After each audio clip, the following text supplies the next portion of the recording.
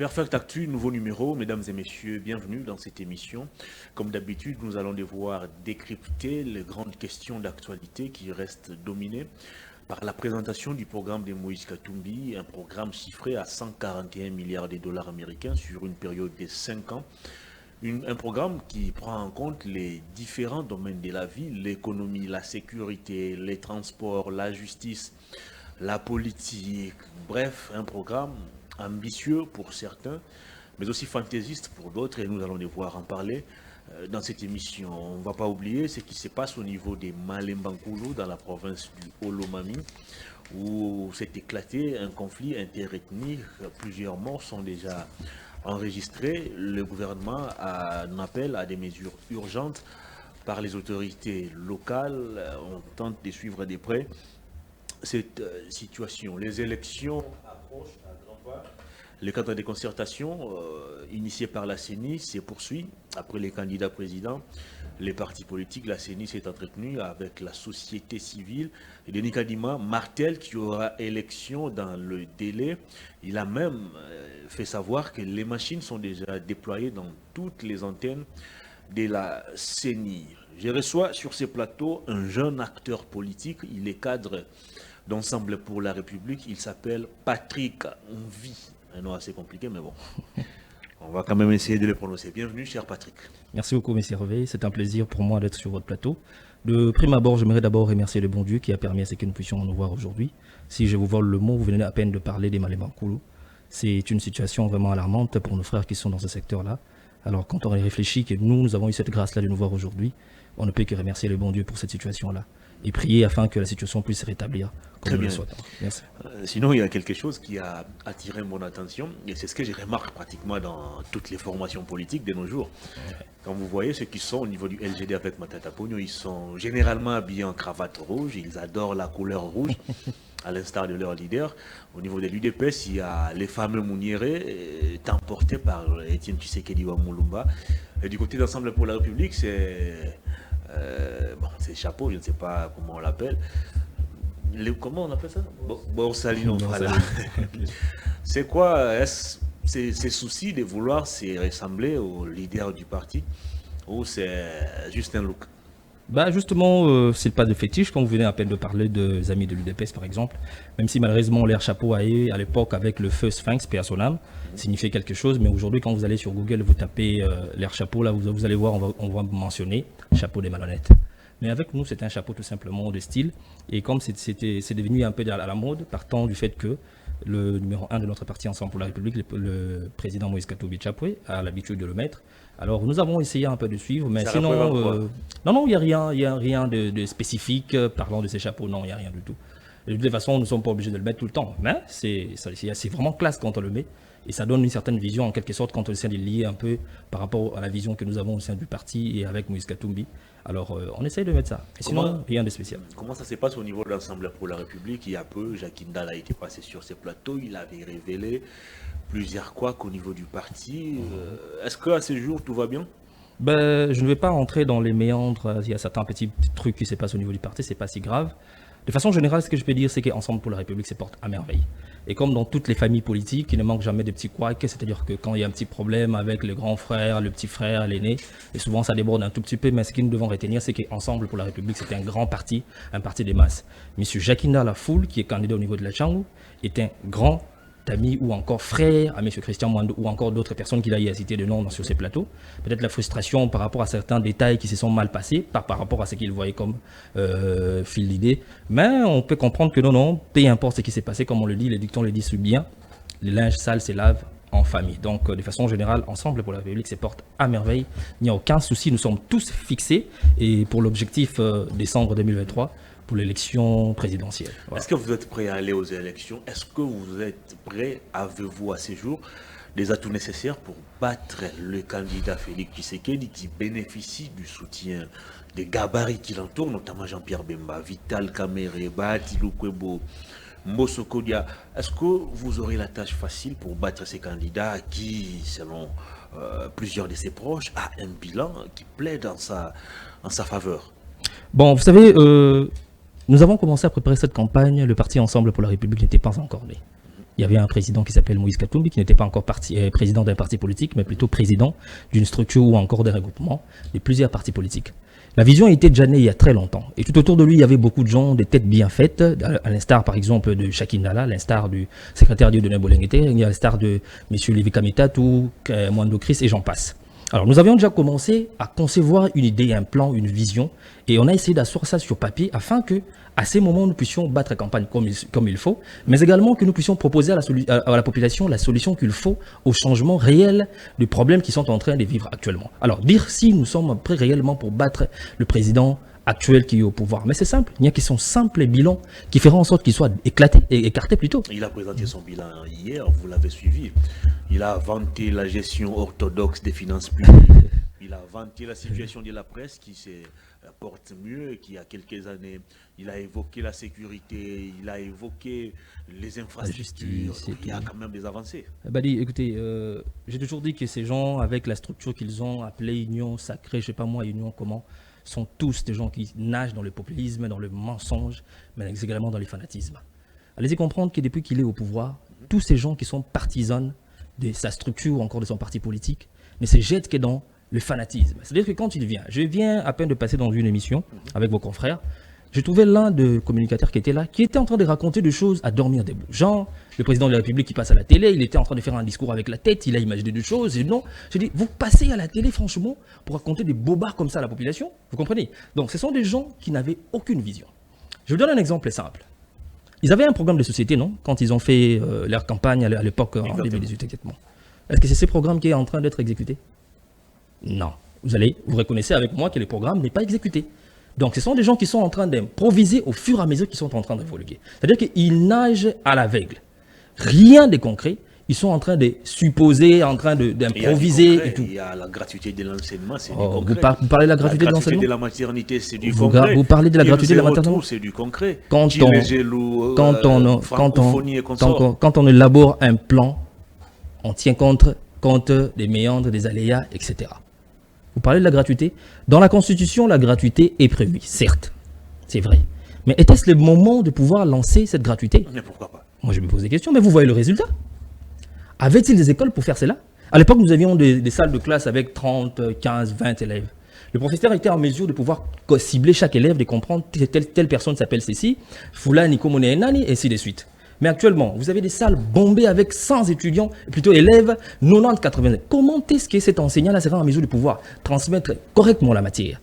Ça pose problème. Et là, nous sommes encore au niveau de la matière de la pédagogie. Et quand nous parlons maintenant du financement, il y a plein de choses que ces parents étaient en train de recevoir comme étant, et plutôt ces enseignants étaient en train de recevoir comme étant, soit prime ou encore financement par rapport à, comment dirais-je, les frais de fonctionnement, comme on dit.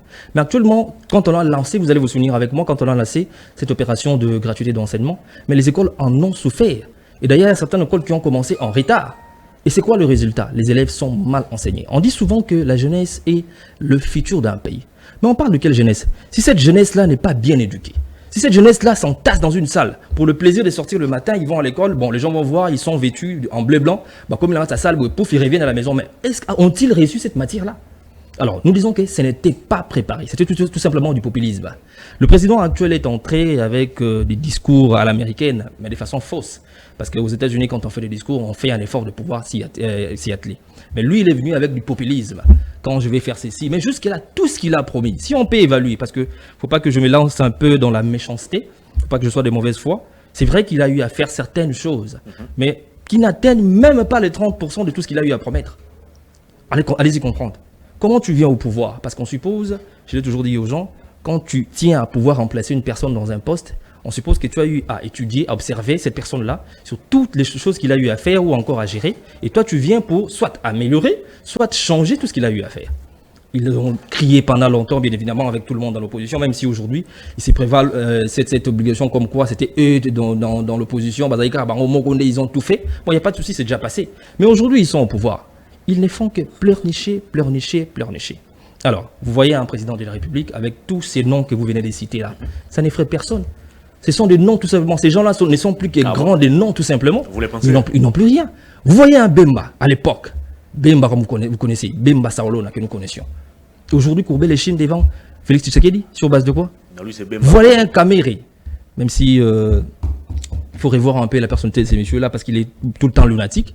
Vous voyez un Caméré qui c'est qu'il était à l'époque, venu aujourd'hui au pied de Félix Tshisekedi. Il est resté toujours populaire. Mais non. Quand il descend chez lui au sud, passez à la maison, Moi, j'étais en train de passer hier dans les avenues parce que j'avais des courses à faire. On dit non, le chef de l'État est en train de faire son discours là-bas. Vous savez la réaction de certaines personnes là en train de regarder. Ah, Elonia Beth el Sosu Asika. Et là, on dit, il y a Sika Roib, ça dit sur le Sosu. Kaba promesse, naïwana. Vous sentez les langages. Et je ne l'ai pas entendu à un seul endroit. J'ai circulé parce que j'avais beaucoup de courses à faire. À chaque fois, tu arrives dans un endroit où tu dois normalement voir des gens, l'engouement des gens, Télémi Balanda, chef de l'État en train de faire son discours parce que la Constitution l'oblige, même si bien évidemment, dans son cas, on devait changer cet article-là pour l'obliger, n'est pas l'obliger parce qu'il parle même 500 fois dans l'année. Mais au moins, la Constitution l'oblige à parler ne fût qu'une seule fois l'année. Mais parler pourquoi? Faire le tas de la nation. C'est-à-dire de poser un peu, pas faire l'analyse, mais exposer un peu ce que tu as eu à faire au courant de l'année et comment se porte l'état de la nation. C'est ce que tu comptes faire. Et c'est ce que tu comptes faire exactement.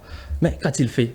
Il est venu nous raconter des choses que tout le monde connaît. Moi, je me suis dit c'était tout simplement une communication. Je viens de vous les rappeler ici. Ben justement, j'ai dit. Sur la situation de la presse, le président a fait savoir qu'on a gagné 4 places.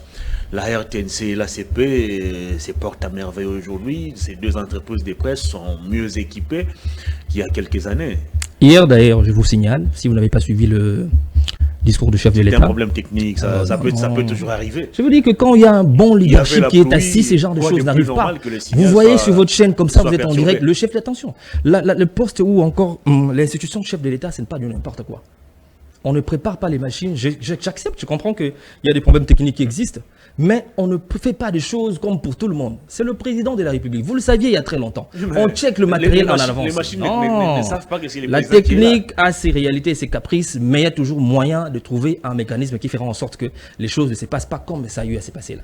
Non, ce n'était pas sérieux. Pendant plus de 15 minutes, je n'ai rien suivi de ce qu'il était en train de dire. J'ai dû recourir au téléphone pour revenir dans ce qu'il était en train de dire. Et dans ce qu'il était en train de dire, comme je vous le dis là, il a fait que faire ce que Patrick Mouillère a l'habitude de évoquer la gestion du pays ou ses idées. Et on l'attendait à l'œuvre justement, c'est lundi pour présenter son programme. Et à notre grande surprise, c'est Christian Mwando, au représentant d'Ensemble pour la République, pour la région du Grand Katanga, je pense, qui a présenté le programme en lieu-place de Moïse Katumbi. Qu'est-ce qui a justifié l'absence de Moïse Katumbi? Est-ce tout ce qu'on entend sur les réseaux sociaux, qu'il est incapable, selon ses détracteurs, de pouvoir présenter ses programmes, ou c'était d'autres raisons? Ben, écoutez, nos amis d'en face, nous savons comment est-ce qu'ils fonctionnent. Ils ont des labos pirates pour concocter des plans machiavéliques qui ne tiennent pas debout. Si vous voulez une information sûre, il faut passer soit au niveau du parti, soit vous contacter le porte-parole du parti, il va vous donner des vraies informations. Les réseaux sociaux, tout le monde est expert sur les réseaux sociaux. Et les gens qui se sont démarqués au fait dans cette expertise banale, c'est plutôt nos amis d'en face. Ils aiment bien vociférer parce que nous avons entendu certains à gauche, à droite aller raconter ce genre de choses que Moïse Katumbi n'était pas en mesure de le faire. Mais Moïse Katumbi a été député provincial à l'époque. Son programme, son projet et tout, qui avait fait cela? C'était pas lui. Quand il est devenu gouverneur, tout ce qu'il a eu à faire, il y avait quelqu'un qui passait à sa place? Non. C'est une personne qui a une structure bien organisée, qui évolue. Il faut d'abord comprendre que le programme Alternative 24, nommé ainsi, n'est pas un programme de Moïse Katumbi. C'est le programme du parti Ensemble pour la République porté par Moïse Katumbi Tchapwe. Ce n'est qu'un porteur d'un projet. Mais je ne dis pas, attention, que ce n'est pas lui qui a conçu le projet. Non, il y avait lui, il n'était pas le seul. Il y avait des grandes têtes, des gens qui ont eu à réfléchir parce que le programme a été élaboré sur base d'études, sur base d'observations. Donc on a fait une longue étude avec bien évidemment avec l'expérience de tous ces gens qui formaient un peu le conglomérat des gens qui ont réfléchi par rapport à ces projets, en tenant compte de la réalité congolaise parce qu'il ne faut pas pondre un projet pour les beaux oreilles des gens. Voilà, on va faire ceci parce que vous vous souviendrez qu'aux élections passées à l'époque, Moïse Katumbi avec notre regroupement, nous avions proposé un projet de société également qui était chiffré à hauteur de 100 milliards si je ne me trompe pas. Cette fois-ci, nous sommes à 141 milliards. Mais avec les 100 milliards, vous aviez vu, tous les candidats présidents qui sont passés, c'était 100 milliards, 100 milliards. Même celui qui est en fonction actuellement.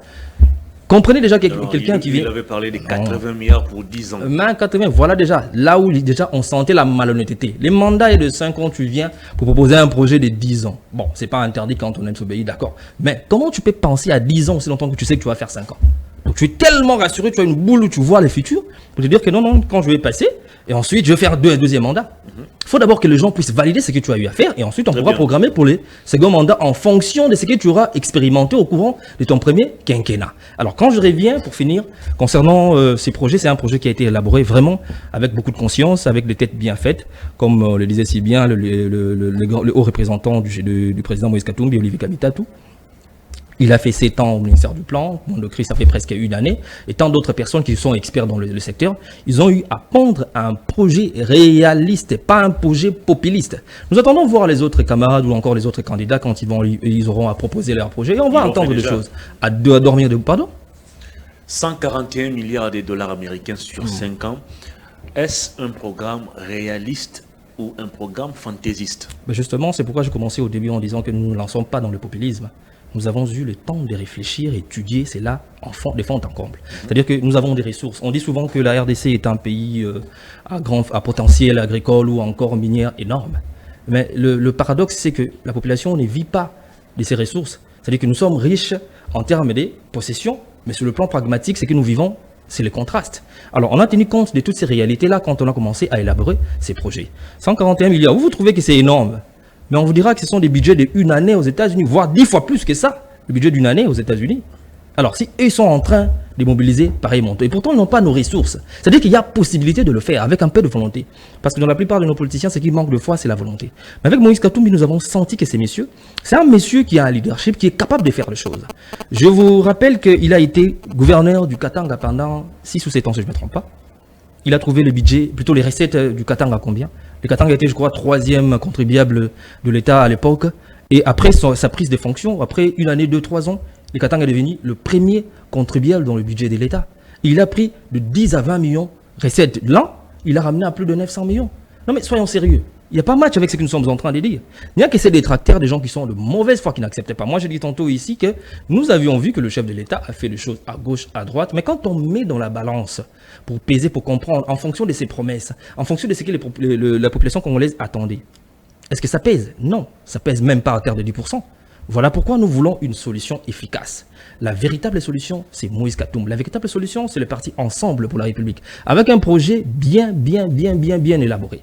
Et ces projets, vous allez voir au sein de ces projets, quand vous vous mettez à lire, on a donné des détails, parce que c'est pas un projet, on fixe un montant 141,5 milliards, on donne des détails. Et quand vous allez voir quelque part, au niveau de la stratégie, comment faire en sorte que nous puissions avoir cela, on a donné des détails. Comment est-ce que l'on peut mobiliser en interne? Comment est-ce qu'on peut consolider cela avec les dons, bien évidemment, mais également en termes de finances, parce que dans ces budgets-là, il y a une partie qui est réservée pour les dépenses courantes, il y a une autre partie qui est réservée pour les investissements publics. Mais également, il y aura aussi, bien évidemment, des partenaires qui voudront venir, comme le fameux Fatou Béton, comme on l'appelle, je ne sais pas, il est béton en quoi, nous a promis ici des investisseurs à gauche, à droite, mais en fin de compte, on a vu seulement Jean-Claude Van Damme. Je ne sais pas qu'est-ce qu'il est venu investir, et on lui a remis un passeport diplomatique. Bref, nous n'allons pas nous lancer dans le populisme. Comme le président Moïse Katumbi l'avait dit, je ne serai pas un président populiste.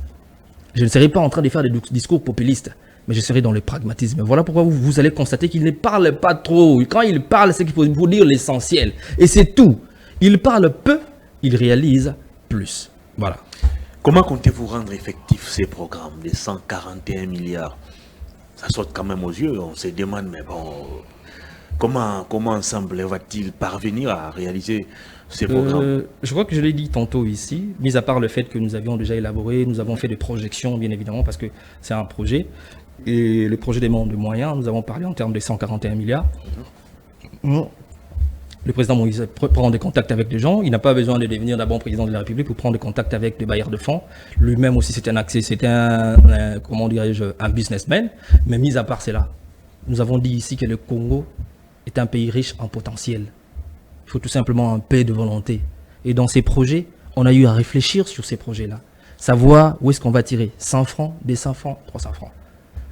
Parmi les ressources qui font que l'État puisse avoir gonflé son trésor public, il y a la DG, les impôts, les taxes comme nous le savons. Il y a les investissements, parce que quand tu investis aussi, ça te ramène de l'argent. Il y a les minerais aussi également, qui rapportent de l'argent, mis à part la DGDA qui est au niveau des frontières. Mais quand on tient compte de toutes ces réalités, je vais vous expliquer une chose. Vous savez, au niveau des entités décentralisées, ETD, donc Kinshasa ou encore d'autres provinces, il y a un impôt qu'on appelle impôt sur les revenus locatifs. C'est-à-dire que chaque propriétaire d'une maison ou bailleur qui fait louer sa maison, ou sa maison commerciale ou habitable, est obligé de verser un pourcentage au niveau de la caisse de l'État. Ça, c'est bien évidemment au niveau de la DGRK, parce que ça c'est sous la responsabilité de la ville. Voilà. Alors, nous avons combien de parcelles à Kinshasa? Est-ce que toutes ces parcelles-là versent réellement les pourcentages? Allez poser la question à un propriétaire. Il va vous répondre, ah, l'État Tongelangandao. Il ne connaît pas pourquoi. Or, on dit le sol et le sous-sol appartiennent à l'État. Donc, c'est de l'argent qui passe aux yeux au-dessus de l'État. Pourquoi? Parce que tout le monde pense au bureau, tout le monde pense d'abord à Gombe, en Alema, et pourtant dans toutes les communes, ils sont censés payer. Sont évidemment, le taux d'imposition varie d'une commune à une autre. Il faut maintenant trouver des réformes. Pensez-vous que l'actuel régime n'est pas au courant de l'existence de cette loi? Ils sont au courant, mais qu'est-ce qu'ils font pour que réellement cette loi, ou encore cette loi soit effective pour rendre effective cette justement, loi? Nous avons proposé un projet, mais ce projet-là n'est pas exhaustif. Vous savez, quand on élabore un projet, c'est l'idée de beaucoup de personnes, on réfléchit sur les sujets, et comme je l'avais dit tantôt, on réfléchit en fonction des réalités du pays. On ne réfléchit pas en fonction des réalités de la France ou des États-Unis. On réfléchit en fonction des réalités du pays, en fonction de ce que nous sommes en train de voir sur le terrain, quand nous sommes en train de circuler. Chaque jour, quand vous venez au boulot, quand nous allons au boulot, nous voyons des réalités. Là où nous habitons, nous voyons des réalités. C'est en fonction de ça, quand on est fonctionnaire de l'État, nous sommes affectés à tel endroit. On est censé, au niveau de le sommet en tout cas, il y a des bureaux en fait, habilités à pouvoir faire des études sur ça, et aussi aller comme étant inspecteur sur le terrain. Aller faire la cartographie. À l'époque, nous avions quand même, le chef de rue avait de l'importance. Mais aujourd'hui, est-ce que ces chefs de rue ont de l'importance? Il devient quémandeur à gauche et à droite. Mais ces chefs de rue-là faisaient un travail énorme de savoir il y a combien de gens sur mon avenue. Est-ce qu'aujourd'hui, ces chefs de rue-là sont en contact avec la maison communale? Sont-ils en contact avec l'hôtel de ville? Si pas des noms, parce que peut-être qu'ils passeront sur la télé pour dire oui, ils sont en contact. Mais nous vivons, nous tous là,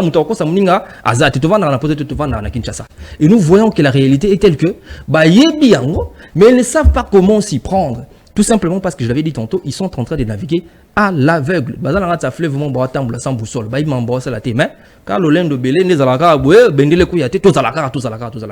ils ont goûté au miel, c'est pas évident de laisser. Hein. Le président de la République qui était passé, le sénateur Ravi, a fait 18 ans. Lui, il a laissé. Et ils sont venus, 37 ans, 38 ans. Ils n'ont même pas fait 2 ans dans l'UDPS, mais il vient, il passe à la télé. Nous, on a fait 37 ans. Mais il n'a même pas fait 1 année à la télé. Mais le Bazou il pense qu'il va partir. Non. J'aimerais chuter sur un point que j'avais oublié. Le président Moïse Katumbi n'a pas eu à faire, à exposer son plan aux yeux de la population. Pourquoi et tout. Il ne faut pas aller chercher les choses au ciel ou en enfer. Non. C'est un monsieur, comme j'avais dit, qui est organisé, qui a des programmes bien précis. C'était prévu que, bien évidemment, ces jours-là qu'il fasse, c'est exposer ou expliquer ces projets de société-là. Il y avait 2 événements, c'est lundi. Voilà, exactement. Il y avait ça et le cadre des concertations en même temps. Vous pensez que c'est un monsieur sérieux? Pour la présentation, il travaille avec des collaborateurs. Il travaille avec des collaborateurs, ça c'est un. Il a brillé de son absence au niveau des cadres des concertations, mais il y avait un représentant. Donc nous sommes un parti sérieux, nous ne sommes pas un parti des aventuriers. On l'envoie, il y a toujours une délégation des gens qui y vont. C'est-à-dire quand lui il est empêché, il y a quelqu'un qui le délègue. C'est ça, être sérieux. Ça, c'est un. Deuxièmement, s'il n'était pas là, justement, vous savez que la campagne, écoutez, la campagne commence bientôt. Je ne vois pas pourquoi on va s'attarder sur ça, pourquoi la campagne commence bientôt. À l'instar des autres personnes qui vont bénéficier des moyens de l'État, lui est en train de mobiliser au-delà de ses moyens propres. Il doit travailler avec des partenaires, il doit travailler avec des bailleurs de fonds qui vont devoir faire en sorte que sa campagne puisse se passer bien. Et après la campagne, parce qu'il n'y a pas que la campagne, après la campagne, il va falloir vraiment maintenant asseoir ce que nous avons comme projet. Il avait des rendez-vous avec des gens qu'il devait honorer parce que s'il devait décaler là-bas, ça allait lui poser problème. Ici, il pouvait se faire représenter, mais là-bas, il ne pouvait pas se faire représenter. Voilà pourquoi il a délégué les gens. Et je l'avais dit tantôt. Le projet n'est pas le projet de Moïse Katumbi, personne à la maison, Vandi Boye, Nassali projet Nanga. Non, c'est le projet du parti Ensemble pour la République. Tout comme ce pouvait être moi qui pouvais expliquer aux gens quel est ce projet, expliquer comment est-ce qu'on allait faire, voir, et ainsi de suite. Mais il n'a pas pu le faire. Il avait même souhaité décaler cette date-là. Ah, mais Mango jour Moussoussou, de telle sorte qu'il finisse avec les gens dont il avait rendez-vous, et ensuite il reviendra. S'il avait dit aux gens là-bas, à la CENI, que non, ramenez les cadres de concertation à notre jour, vous allez dire ici que non, non, Azal fou, nous Azal gay, surtout que le chef de l'État était là. On va évoluer. Ouais. Alors, vous avez bien fait de rappeler les cas UDPS sur ces plateaux. Ouais. 37 ans durant, c'est parti à critiquer, c'est parti à fustiger tous les régimes. Tout ce qui était fait était mauvais, tout ce qui était fait était décrié. Les militants et cadres de ces partis ont promis monts et merveilles aux Congolais. On se disait, l'UDPS, une fois au pouvoir, on ne parlera plus de la souffrance. parlerait plus de la souffrance, on ne parlerait plus de la faim, on ne parlerait plus de l'insécurité. Mais ça fait 5 ans que ces partis gouvernent. On a pratiquement l'impression de vivre le contraire de ce qui a été promis. À ce jour, vous présentez Moïse Katumbi comme l'homme qui va transformer le Congo par un coup de bâton magique. Quelle est la particularité par du concret? Attendez, quelle est la particularité de Moïse Katumbi? Qu'est-ce qui différencie Moïse Katumbi des autres opposants qui ont critiqué par le passé et une fois au pouvoir, ils ont échoué? Ok. Un, ce n'est pas un populiste. C'est-à-dire qu'il ne parle pas pour le beaux yeux, le beaux oreilles plutôt des gens, ça c'est un. Deuxièmement, il a l'expérience que d'autres n'ont pas, parce qu'il parle bien. Troisièmement, il ramène tout le monde autour d'une table quand il faut parler d'une chose, d'un projet ou autre chose. Vous vous souviendrez qu'à l'époque, quand nous avions quitté l'Union Sacrée pour la Nation, il n'avait pas pris une décision de coup de tête, il a eu à circuler, il s'est même déplacé lui-même pour voir certaines personnes, ou cadres ou encore collaborateurs, pour leur dire que non, nous souhaitons quitter, voilà. Dans un premier temps, les gens avaient gelé une fois. Mais au fur et à mesure que nous avons évolué, parce que c'était d'abord plutôt avant que nous puissions adhérer, les gens avaient accepté, on a adhéré. Avant de quitter, il avait fait sillonner. Il s'est lui-même dépassé parce que ce n'est pas d'abord un orgueilleux, c'est quelqu'un de humble, il s'est déplacé. Et les gens ont donné leur avis que nous devions quitter. Et en fin de compte, nous avons quitté. Donc, il est différent des autres candidats parce que ce n'est pas un dictateur. Deuxièmement, ce n'est pas quelqu'un qui promet pour le beaux oreilles des gens. Troisièmement, si il veut prendre ses pouvoirs, c'est pas parce que il a besoin d'argent.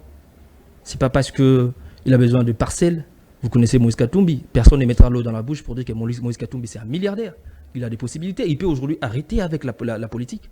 Il va vivre bien. Ses enfants vont vivre bien. Ses petits-enfants vont vivre absolument bien. Mais il le fait pour l'amour, ou plutôt par amour de la population congolaise. C'est un homme qui a quand même l'opportunité, avec les possibilités de voyager, et dans le pays d'Europe, Amérique, Asie, etc., de sillonner aussi la RDC et pour voir comment la misère gronde dans ces pays. Un pays comme le nôtre, ce n'est pas possible. Quand les gens vont chercher le maïs à gauche et on lui fait porter le chapeau comme quoi c'est lui qui bloque et le maïs puisse entrer. Pendant que quand vous montez sur un saut de mouton, vous allez voir Massango Zobota. C'est ça le genre de gestion que vous voulez? Non, lui il est pragmatique. Avec ses propres moyens, il a planté au niveau de sa ferme, en tout cas si je ne me trompe pas, les maïs et d'autres choses. Il a montré l'exemple pour ceux qui le veulent, bien évidemment, avec la presse, quand vous pouvez y aller. Il vous montrera l'exemple de ce qu'il a fait lui-même. Il n'a pas laissé cette plantation de maïs. Allez-y comprendre. Vous avez... maïs en est tapé non. pour son propre... Moi, j'ai suivi, il a dit, les Katanga, ils n'avaient pas cette culture-là de pouvoir faire l'agriculture. Mais lui, comme gouverneur, il pouvait... Attendez. Mais il l'a fait, justement. Il l'a fait. Parce qu'il a donné une impulsion à un certain niveau. Mais bien évidemment, quand il a quitté aussi, il a commencé avec sa propre industrie parce qu'il avait ses moyens. Il a développé un peu son industrie. Il a suivi, moi je l'ai suivi une fois en train de dire que non, j'ai trouvé le Katanga dans un état calamiteux. Si je me suis lancé dans la politique, c'est justement parce que les gens, nous en tant qu'opérateurs économiques, les gens qui étaient en train de nous bloquer au détriment, plutôt qui étaient en train de nous bloquer en favorisant les étrangers, c'était tout simplement nos propres frères et sœurs. Voilà, c'est ce qui l'a poussé d'abord en premier lieu d'entrer dans la politique. Pour pouvoir faire en sorte qu'il y ait équité, égalité par rapport au climat des affaires, ça c'est un. Et au-delà de ça, il a trouvé beaucoup de réalités. Moi, je suis entré une fois dans un taxi, il y a des gens qui étaient en train de faire des débats à gauche, à droite. Il y avait quelqu'un qui était au coin là-bas. À la fin du débat, il a dit, vous tous là, il y a quelqu'un qui a déjà mis le pied au Katanga. Tout le monde, non, on avait entendu, oh non. Ah bon, Yokaki, bon, je suis allé là-bas, je fais 3 ans, 4 ans là-bas. Je ne connais pas ces messieurs-là. Mais quand je suis arrivé, j'étais à la recherche d'un boulot. Je suis devenu coiffeur, j'ai créé un petit salon. Ces messieurs est arrivé au pouvoir 2 ans, 3 ans après, on a senti que les choses étaient en train de bouger. Étant gouverneur, il a construit au plus de kilomètres des routes que le gouvernement central, de tout son mandat. Il y a des archives, allez vous renseigner, il y a des documents. Plus de kilomètres des routes que le gouvernement central. Lui qui était dans une province. Gouverneur d'une province et non président de la République. Les gouvernements qui est en place, les régimes actuels qui est au sommet de l'État, la présidence et tout, avec tous ces gens ici, ils ont construit combien de kilomètres de route? C'est Moïse Katumbi là qui était au niveau du Katanga, a laissé des structures, des infrastructures. Il a montré aux gens qu'il faut faire l'agriculture parce que dépendre toujours de voisins vous portera préjudice. Mais si vous avez de la terre, vous êtes en mesure d'investir, pourquoi ne pas le faire? Mais il n'était pas arrivé à la fin de son mandat, il a dû démissionner avec tout ce que vous savez, à l'époque avec le système qui allait s'imposer comme le troisième mandat de l'ancien chef de l'État. Il avait refusé cela, il a dit pas un troisième mandat, pas une troisième, comment on dit, mi-temps. Troisième faux penalty. Voilà, c'était ça l'expression. Il a dit carton rouge. Et ça lui a valu tout ce que vous avez vu actuellement récupéré aujourd'hui par les talibans, nos amis d'en face, comme quoi il était étranger et tout, etc.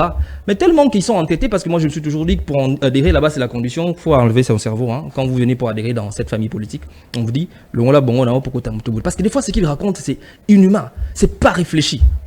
Un monsieur qui a été plus de 6 ans gouverneur d'un pays, gouverneur d'une province, bien évidemment, d'un pays, vous venez de dire qu'il est opposant aujourd'hui.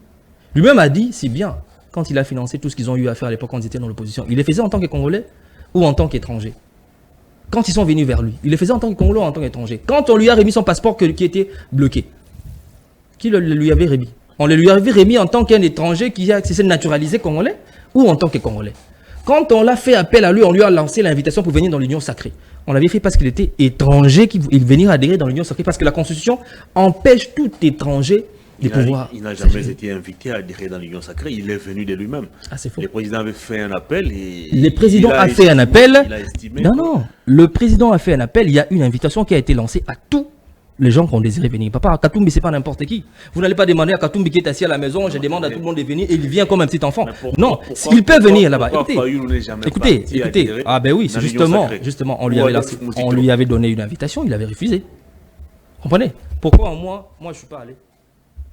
Vous avez été représenté par... Non, je suis une personne, on a dit tout le monde. Je peux venir aussi représenter mon quartier.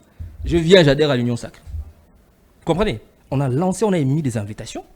Il est venu en âme et conscience. Et avant de venir, comme à l'accoutumée, il a consulté tous ses lieutenants, ses généraux, ses collaborateurs, ses amis.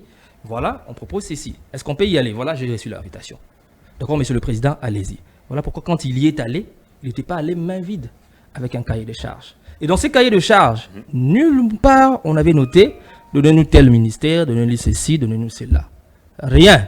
Et qu'est-ce qui était répondu? Tout ce qui était écrit là-bas, c'était toujours pour l'intérêt de la population. Selon vous. Justement, l'une des raisons pour laquelle nous avons décidé de nous retirer. Nous sommes venus parce qu'on nous avait dit que non, mais le chef de l'État avait fait appel à tout le monde. Nous sommes venus avec la bonne foi, en nous disant que si nous sommes venus, c'est parce que nous voulons, comme vous l'avez dit, que nous puissions gérer ensemble, bien évidemment, dans le respect de pouvoir faire en sorte que la population se retrouve dans cette gestion-là.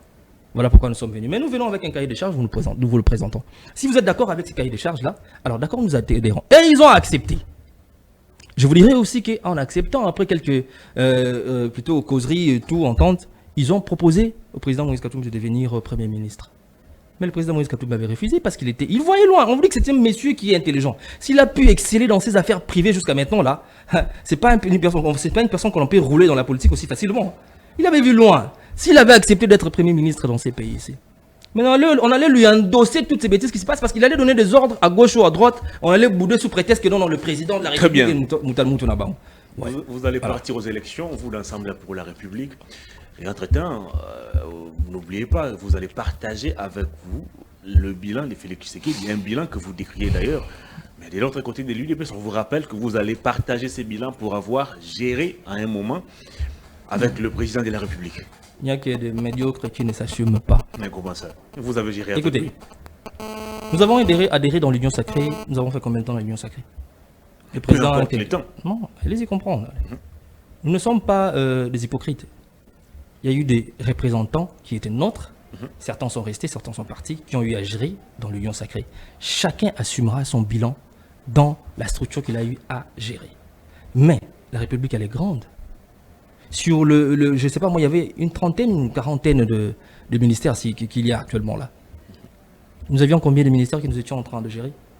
Et ce sont ces ministères-là, pendant combien de temps? Vous allez nous dire. Ministères très importants. Ministères très importants. Je ne refuse pas. Voilà pourquoi je dis. Ça nous appartient. Ça ne nous appartient plus actuellement parce qu'il y a des amis qui sont restés qui nous ont oubliés. C'est-à-dire qu'ils ont travaillé pendant longtemps, ils étaient en train de travailler pour l'intérêt de l'Union sacrée ou encore pour le président de la République actuellement. Ceux qui n'étaient pas en train de travailler pour l'intérêt, étaient en train de travailler pour l'intérêt de la population congolaise, ont quitté car le chef de file a dit je quitte parce que dans l'ensemble, je sens que ça ne marche pas. Je vous dirai une chose.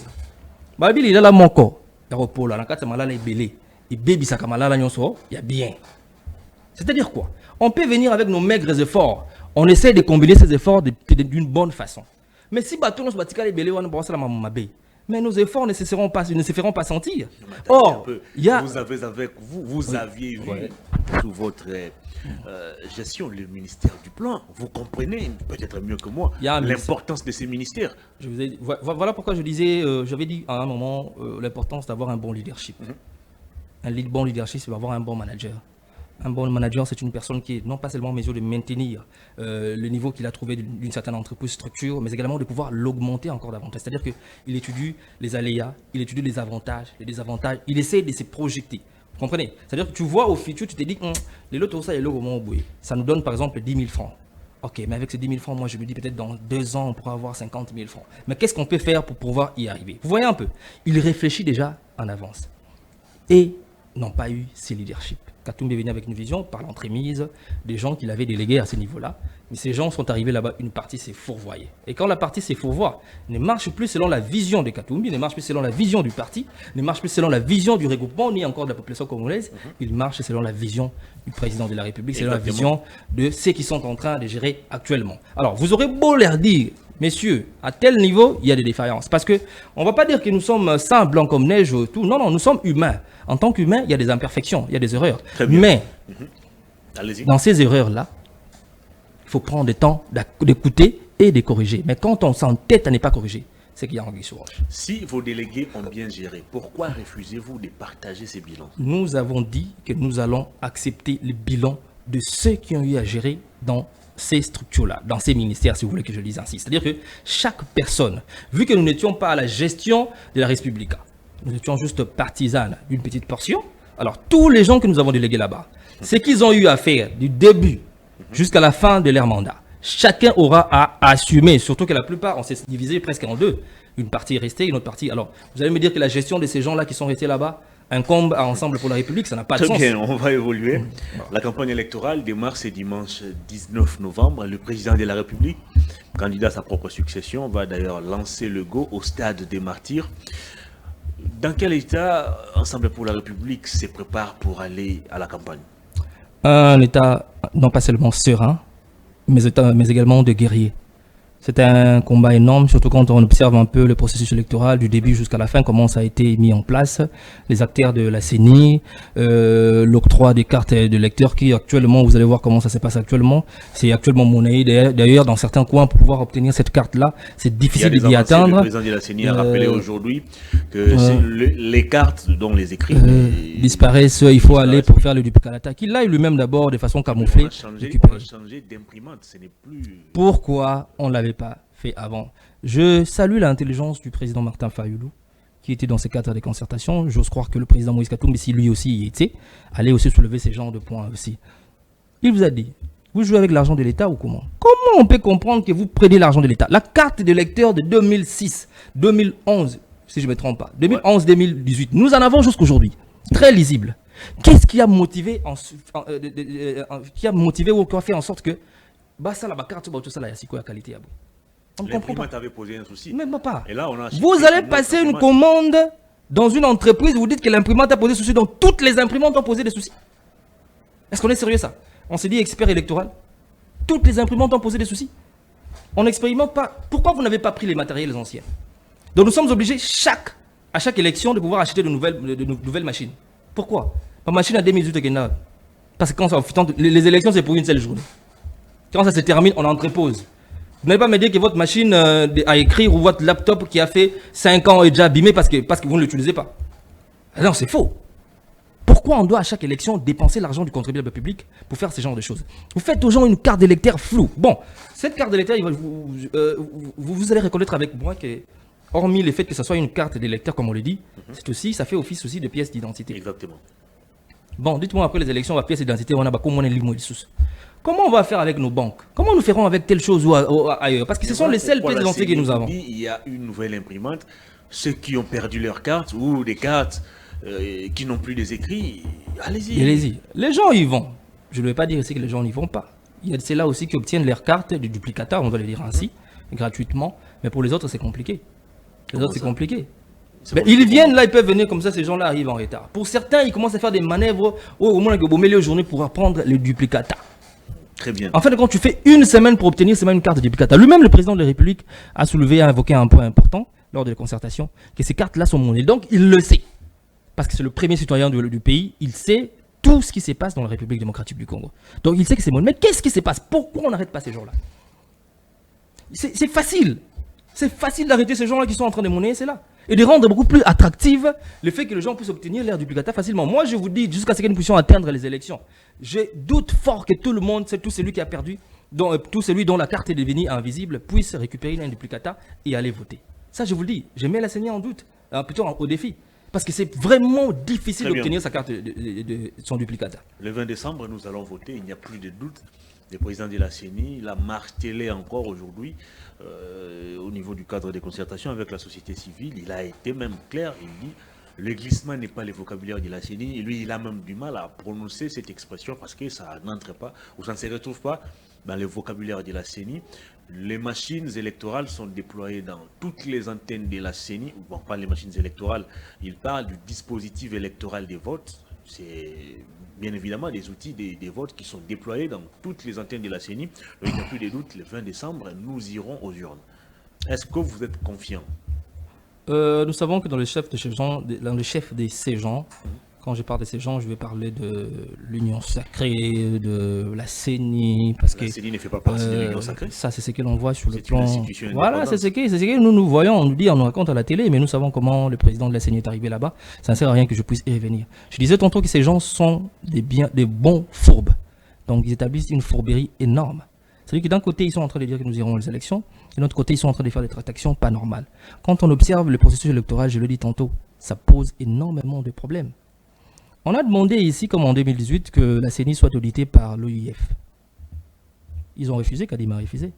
Il a proposé 5 jours à l'OIF. Un travail qui s'est fait généralement dans 2 mois, mais en 1 mois, l'OIF a dit qu'en 1 mois, je peux faire cet audit-là. Ils ont refusé de dire en 5 ans. Le fichier électoral, vous dites que vous allez l'auditer en 5 jours. Ils sont allés appeler leurs amis qui sont venus auditer ces fichiers électoraux-là. Et maintenant, là, je vous dis, il y a des gens qui vont à la CENI, qui vont pour récupérer son duplicata. Vous savez comment on est exalté. On doit les réenrôler. Alors, si en faisant l'audit, on a trouvé qu'il y avait 10 personnes qui s'étaient enrôlées, seulement. Mais cette nouvelle personne-là qui doit se réenrôler, on les compte dans le 40e, comme étant 40e personne qui s'enrôle. Est-ce que ça dépend toujours de ces fichiers qu'on a eu à auditer? Ils ne sont pas sérieux.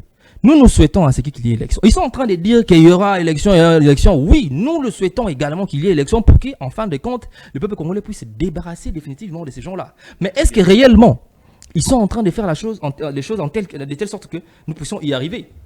En observant les choses, nous disons non, c'est faux, mais ligne élection. Comme le président Tshisekedi il l'avait dit de son temps dans l'opposition, s'il n'y a pas élection, il y aura une transition sans lui à la tête du pays. De la même façon qu'il avait dit pour Kabila, ils ont élite.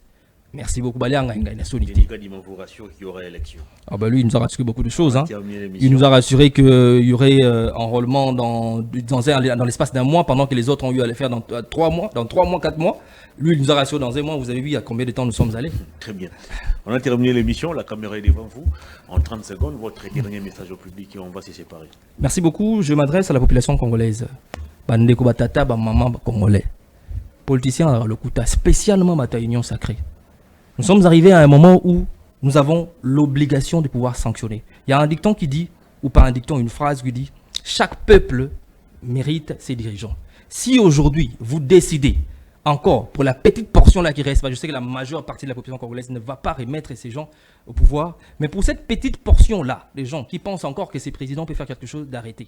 5 ans, c'est amplement suffisant pour pouvoir montrer aux gens que vous méritez un second mandat. Alors, même si la campagne n'est pas encore lancée, vous connaissez le numéro du président Ensemble pour la République. Le moment venu, nous allons vous donner le numéro, bien évidemment, parce qu'on ne peut pas encore faire comme je le disais. La campagne n'est pas encore lancée. Nous vous proposons un choix de qualité. Le choix de qualité, le choix réfléchi, intelligent d'un bon leadership, c'est Moïse Katumbi Tchapé. Wamou Bible. Merci. Une dernière question pour nous séparer. Est-ce que Moïse Katumbi va répondre au plateau spécial organisé par le CESAC? durant la Bon, campagne je électorale? ne suis pas porte-parole du parti. Normalement, c'est une question qu'on est en train de réfléchir parce que je ne peux pas Très bien. m'avancer à raconter des choses que je ne maîtrise pas encore. Patrick Mvi, grand merci pour votre disponibilité. C'est moi qui vous remercie. Merci. Ok. Fin de cette émission. Grand merci à toute l'équipe technique. Grand merci à vous, mesdames et messieurs, de l'avoir suivi. On se retrouve très prochainement dans d'autres numéros de Perfect Actu. Au revoir.